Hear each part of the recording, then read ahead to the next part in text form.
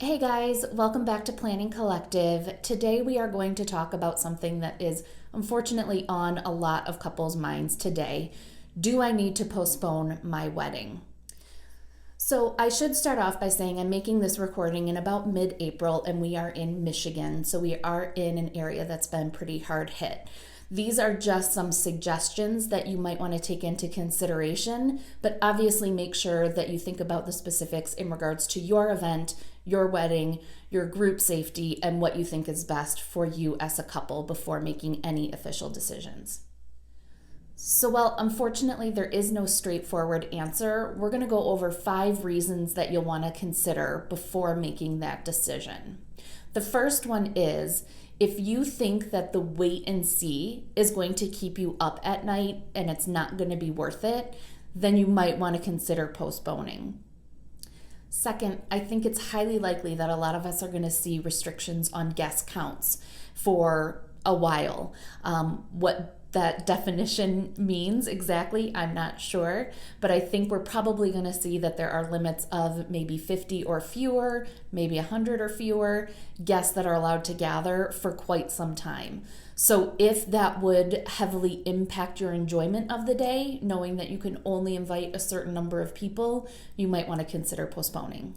The third thing would be to consider any travel risks or restrictions that you and your guests might run into in traveling for your wedding. So for example, if you or a good majority of your guests will need to fly to get to your wedding destination, that might be a little bit trickier than normal in the next couple of months. Now, number 4 is going to be different for everybody, but some people are going to be in really hard financial situations in the next few months or even a year. So if you and your fiancé are finding yourselves in that position, you might want to postpone to allow yourselves more time to either even out financially or save up for the wedding that you've been dreaming of. So number 5 would be to consider the comfort level of both you and your guests in being in large group settings. I know it's going to feel a little bit strange for most of us to be gathering over the next few months, and so you might see that a lot of your guests will opt to not attend because of those concerns. So if you think that that's going to be something that keeps people from celebrating with you, it might be better off for you to postpone and wait until things are a little bit more in the clear.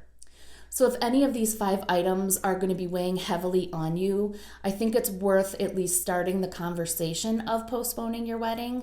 You don't need to make any decisions right away, but if you start the conversation with your vendors, they're going to know to keep you in mind for future dates and to check in on you and make sure everything is okay. Now, if you do think that you might need to postpone your wedding, the first thing I would recommend you do is reach out to your venue and all of your vendors and see what their policies are for moving forward.